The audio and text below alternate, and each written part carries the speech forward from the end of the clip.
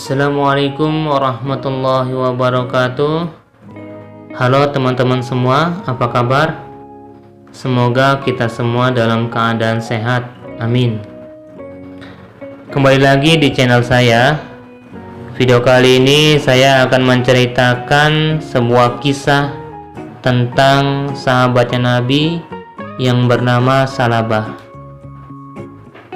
Jadi pada waktu itu siang hari, Rasulullah sedang sholat berjamaah di masjid bersama para sahabat beliau.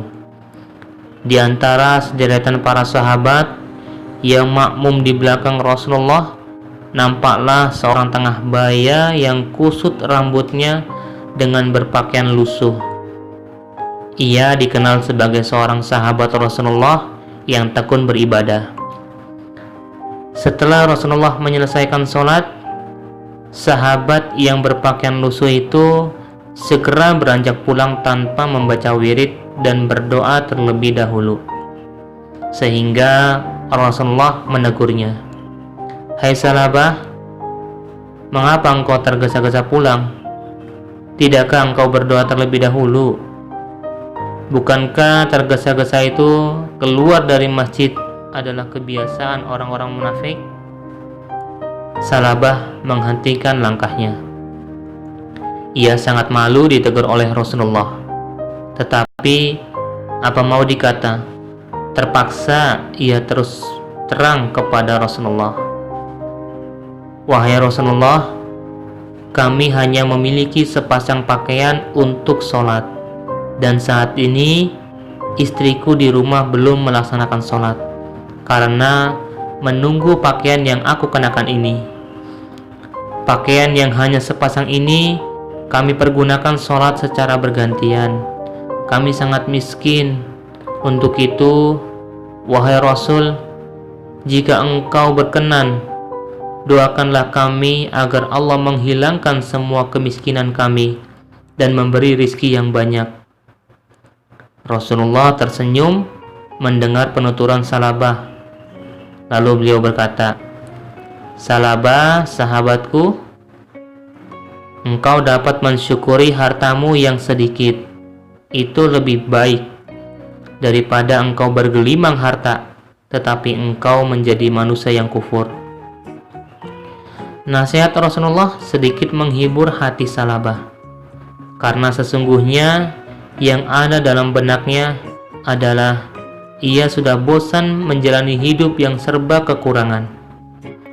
Satu-satunya cara agar cepat menjadi kaya adalah memohon doa kepada Rasulullah, karena doa seorang utusan Allah pasti didengar Allah. Itulah yang selalu menjadi angan-angan Salabah.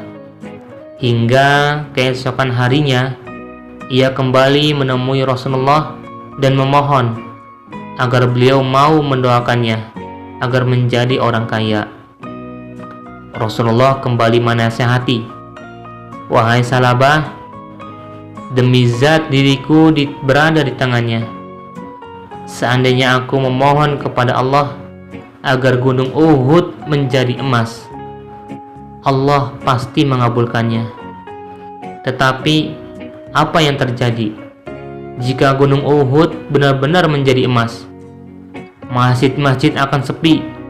Semua orang akan sibuk menumpuk kekayaan dari gunung itu. Aku khawatir jika engkau menjadi orang kaya, engkau akan lupa beribadah kepada Allah." Salabah terdiam mendengar nasihat Rasulullah, namun dalam hatinya berkecamuk. "Aku mengerti Rasulullah tidak mau mendoakan karena beliau sayang padaku. Beliau khawatir jika aku menjadi orang kaya, aku akan menjadi golongannya orang-orang yang kufur. Tetapi aku tidak seburuk itu.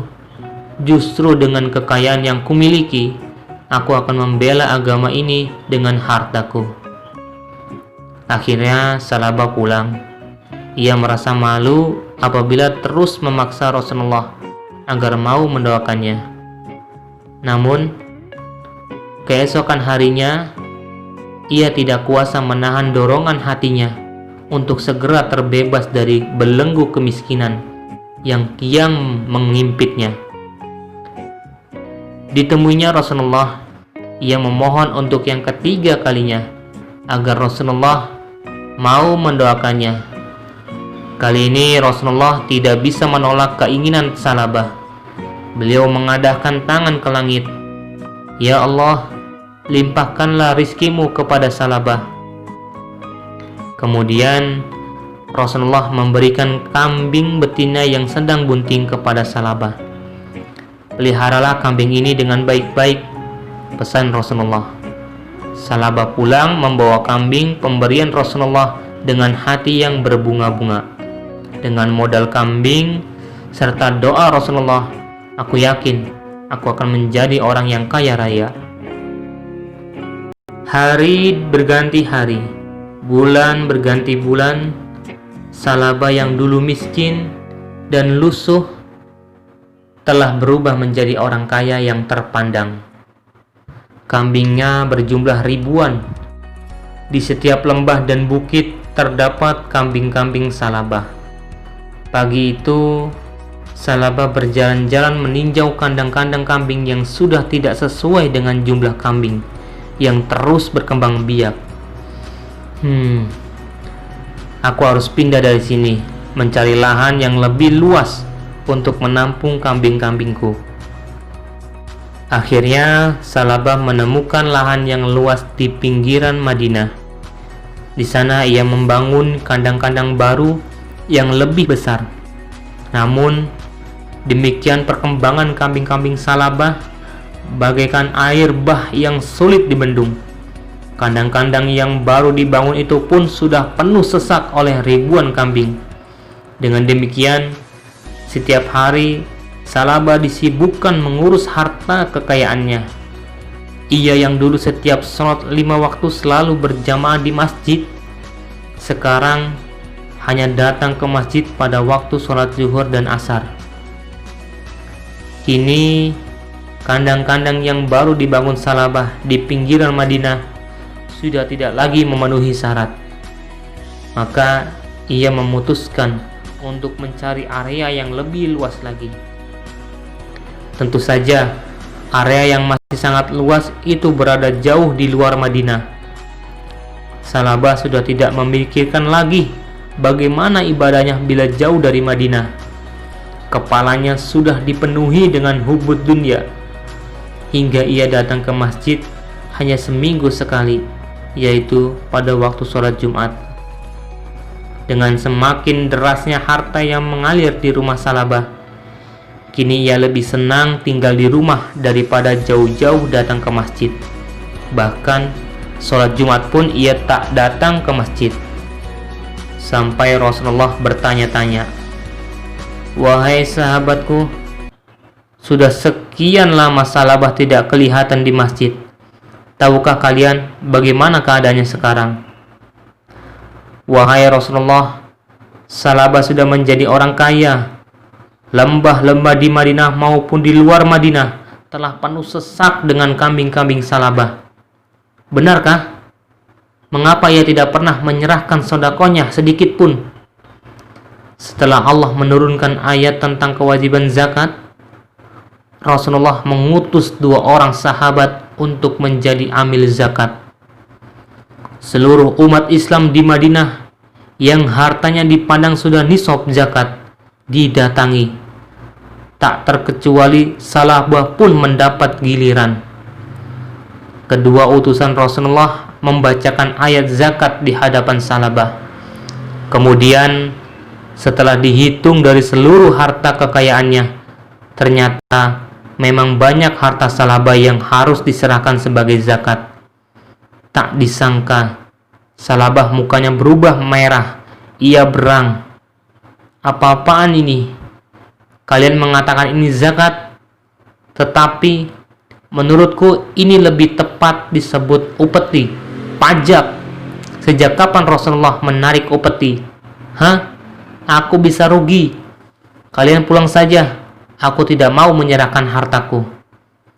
Kedua utusan Rasulullah kembali menghadap Rasulullah dan menceritakan semua perbuatan Salabah. Beliau bersedih telah kehilangan seorang sahabat yang dulu tekun beribadah ketika miskin. Namun, setelah kaya, ia telah terpengaruh dengan harta kekayaannya. Sungguh celaka Salabah, celakalah ia. Kemudian Allah menurunkan ayat 75 dalam surat At-Taubah tentang ciri-ciri orang munafik.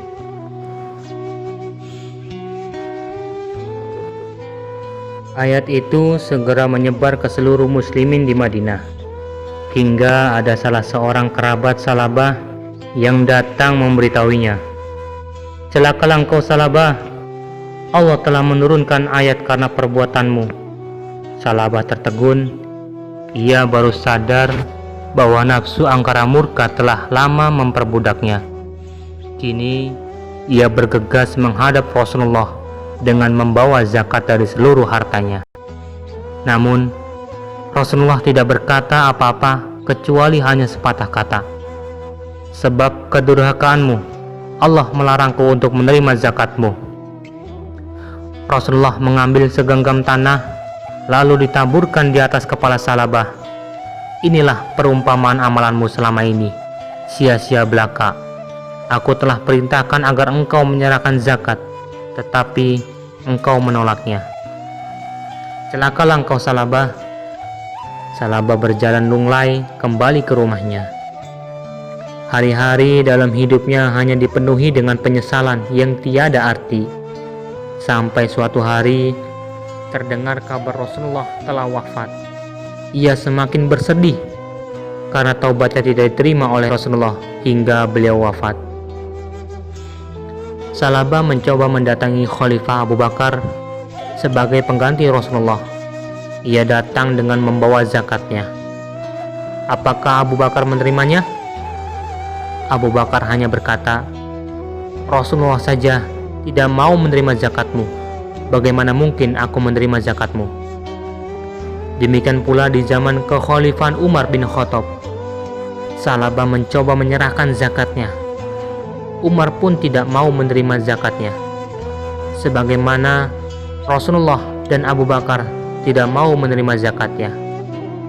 Bahkan sampai Khalifah Utsman bin Affan juga tidak mau menerima zakatnya Salabah, karena Rasulullah, Abu Bakar, dan Umar tidak mau menerima zakatnya. Kehidupan yang hina dan penuh kemurkaan Allah telah menimpa seorang sahabat Rasulullah yang telah tenggelam di dalam gelimang harta hingga menyeretnya ke lembah kemunafikan. Ia telah melalaikan kewajibannya, ia telah mengingkari janjinya, ia telah melecehkan kemuliaan Allah dan Rasul-Nya, sehingga membuahkan penderitaan yang kekal abadi di dalam neraka. Sekian, terima kasih. Assalamualaikum warahmatullahi wabarakatuh.